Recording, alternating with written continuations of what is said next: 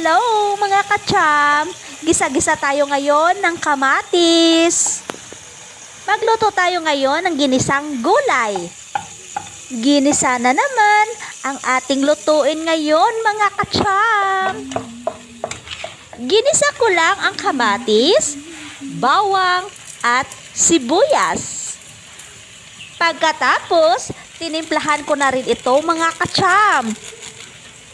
Naglagay lang ako ng asin, pampalasa at paminta. Naglagay na rin ako dito ng piniritong bangos.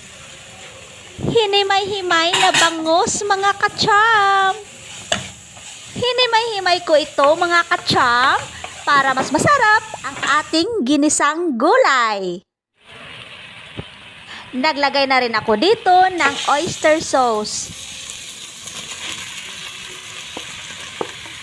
Pagkatapos, hinalo ko na rin dito ang patola. Ginisang patola na may kasamang hinimay-himay na bangos. Ang ating ginisa ngayon mga kacham.